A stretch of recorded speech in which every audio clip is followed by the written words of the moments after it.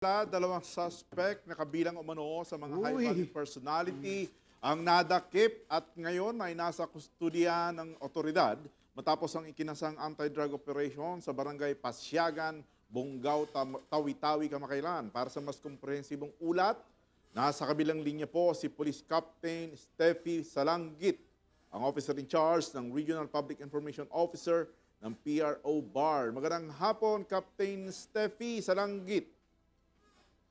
Good afternoon po, sir. Good afternoon po sa lahat ng nanonood at nakikinig sa atin ngayon. Sige, paki-flex itong inyong matagumpay na operation dyan sa inyong AOR. Sir, ito po yung nangyari noong January 25, 2026, bandang 8:15 ng umaga, kung saan matagumpay na isa katuparan ng Philippine Drug Enforcement Agency BARM, Tawi-Tawi, ang isang buy-bust operation sa isang beachside area sa barangay Pasyagan, Bonggao, Tawi-Tawi. Ang operation po na ito ay nagbunga ng pagkakaaresto ng dalawang suspects at pagkakasamsam po ng humigit kumulang 60 kilos ng hinihinalang marijuana na may tinatayang halaga na 80 million pesos. And ang operation po na ito ay sinagawa pagkatapos makatanggap ng PIDEA Tawi-Tawi Provincial Office ng intelligence report galing po sa kanilang Intel Network. May 3 buwan na po ang nakalipas. Agad po nila itong isinailalim sa masusing verification and surveillance para nang mapagtibay po yung credibility ng information, maingat po itong plinano at isinakatuparan po yung buy-bust operation na nauwi po sa matagumpay na pagkakahuli ng mga suspects. Oh. Yan. Yun. Okay. So, Captain Salanggit, matanong lang namin, paano nyo ito na-discover? Yan. At sino-sino ang inyong mga naging katuwang sa matagumpay na operasyon na ito? Yes po, sir. Ang operation po na ito ay pinangunahan po ng PIDEA. Katuwang po yung Tawi-Tawi Police Provincial Office, Bonggao Municipal Police Station, yung Provincial Drug Enforcement Unit po ng Tawi-Tawi PPO. Kasama na po ang 51st Special Action Company ng PNP SAF at Marine Battalion Landing Team 4 na nagpapakita po ng napakatibay na interagency coordination sa pagpapatupad po ng batas dito po sa rehiyon ng Bangsamoro. Yun. Okay. Alright. Okay. Ilan po, ma'am, ang naaresto at ano ang kanilang pagkakilanlan? Base sa inyong initial na investigation, saan ba nagmula? Yan ang tanong dyan eh. At saan ba sana dadalhin yung nasabing illegal na droga? Yes, tama. May connection po ba ang mga suspect sa mga malaking sindikato dyan? Ito pong mga individuals po, sir, na aresto, dalawa po ito na yung isa po ay kinikilala sa alias na Jerry. Siya po ay residente rin po ng Bonggao. And yung isa naman po ay under alias Chomel, isang Malaysian national. Wow. So masasabi ba natin, Captain Stephen, na itong mga marijuanang ito ay imported from Malaysia or ito ay imported mula sa Luzon? Yan. Oo. Ito po, batay po sa initial investigation, sir, yung mga illegal na droga po na ito or ito pong mga marijuana ay pinuslit po galing sa Lahad, Datu, Sabah. Oh, imported na marijuana. Mga imported, no? Ako. So, via backdoor, Yes, sir. ano? Ito bang mga Yes, sir. nahuli, sila mismo ang nagsagawa ng pag-import o pagpasok ng illegal na droga mula sa Lahadato? Sir, galing po doon sa Lahad, Datu, Sabah, Malaysia, isinakay po yan sa speedboat at plano po nila na ipamahagi po yan sa iba't ibang parts po ng Pilipinas. Ayun. Sa kasalukuyan po, patuloy naman po yung investigation and intelligence operation para matukoy po yung connection ng mga suspects sa mas malalaki pang transnational drug syndicate Yes. dito po sa bansa. Oo. Ito, dapat Tawid dagat lang eh. Yeah, Oo. tawid dagat. At dito, very efficient ang coordination natin with the Royal Malaysia Police Correct. through the Asiana Pool Secretariat, no? So, kailangan mag-ano tayo, sir, hanapin Tama, natin dahil ito. nandito yung ating Yes. Executive Director ng Asiana Paul. Oh. Oo. Ang inyong FED. Former Executive Director, sir. Former Yes, Executive yes. Director. Ito nga, nung nag-aral ako dyan sa Malaysian Police Academy, sir, sa Royal Malaysian Police Academy, sa Asianapol, sir. Oh, Maktab.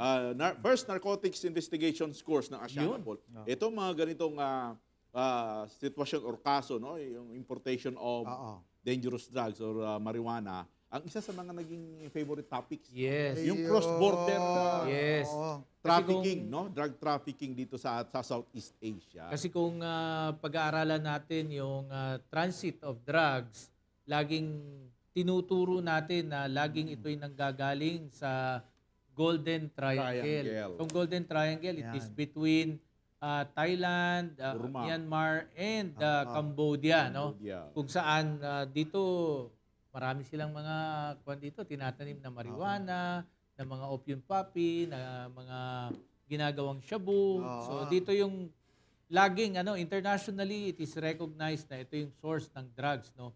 Ngayon nakita natin na pumapasok na ito sa ating backdoor. Ay, Una yan. marijuana, baka mamaya iba-ibang Nako, drugs din. oo. Sir Dave, curious lang ako. Captain sir. Steffi, ano ba ang itsura nitong imported na ito ba'y na in brick form? Paano mo isasalarawan ngayon sa ating mga kasambahay, Captain Steffi? Sir, nakapack po siya na parang kagaya rin po ng normal na mga marijuanas na nakukuha natin galing dito sa atin. Same lang din po sila galing doon sa Malaysia. Form, pero yan parang parang vacuum sealed siya, Vacuum no? sealed. Oo nga, Oo, ayan. sir, vacuum sealed. naka-vacuum Flat eh. sealed po. Pero flat na parehas flat lang din po siya ng vacuum itsura. sealed siya. Yo. Para daw yung shelf life matagal. Hindi, Vacuum tsaka- sealed eh. Hindi, Ganun tsaka talaga. pag nakita mo, yung pare-parehas yung laki niya at saka Oo. yung bigat niya, talagang Oh, yeah. for Tanong natin sir distribution. kay Captain Steffi, yung isang pakete, gaano daw kabigat Yan. ang kanyang ang bigat ng isang pakete? Meron ba kayong impormasyon? Sir, wala pa po akong information but yung kabuuan po ng lahat ng nakuha ay 60 kilos po. Naku, 60 kilos, pero 60 packs din. Yes. Tag-1 kilo. Hindi rin po, sir. Ay, less than. Okay, sige. Anyway, kahapon po, isang taga North Africa naman ang nahuli ng ABSE Group Yes. sa NAIA Terminal 3 na nagpusit Ay, ng ito drugs, nga, ha? South Shabu. African. oh. Shabu to, shabu. 64 years old, lolo. Grabe shabu. naman to, sa NAIA 3 pa. Oo. Oh, lupit, di huli ka. Police Captain Salanggit, anong kaso ang isasampa ninyo laban sa mga naaresto nating mga suspect at ano pa ba bang ibang mga ebidensyang na-recover bukod sa marijuana? Bukod po doon sa 60 kilos ng marijuana, sir, na recover din po sa kanila yung ginamit po na marked money doon sa buy bust operation. So kakasuhan po natin sila ng paglabag sa Republic Act number 9165 o yung Comprehensive Dangerous Drugs Act of 2002. Yung dalawa po natin na mga naaresto na individuals, nasa custody po sila ngayon ng PIDEA Provincial Office sa Tawi-Tawi po dahil po sila po yung main effort ng operation na ito. Yun. Ayan. Oo, matanong din natin, Captain Salanggit, paano makakatulong ang operasyong ito sa kampanya ng pamahalaan laban sa illegal na droga sa rehiyon? Yung matagumpay po na operation na ito, sir, isang malaking dagok po yan sa supply ng droga sa BARM. At patunay po na effective po yung coordination ng PIDEA, ng PNP, Philippine Marines at iba pa pong sectors dito sa ating pamahalaan sa pagbabantay ng hangganan at paglaban sa illegal na droga. Yung pagkakaaresto po sa isang dayuhan at lokal na resident ay nagsisilbing matinding babala sa mga transnational drug syndicates at direktang nagpapababa po sa banta ng kriminalidad sa ating komunidad. Yun, Yes, tama. tama. Ito yung tinatawag nating whole of the government approach. Yun, No? sakto. So, hindi lang pwedeng isang government agency, pero lahat magtulong-tulong para maprotektan natin ang ating mga kasangbahay. Alright. Okay? Thank you and congratulations for a job well done, lalo na kay Police Brigadier General Guzman, ang RD ng PRO BAR. No? And of course, kay Captain Steffi Salanggit, OIC, Regional Public Information Office, Pro BAR.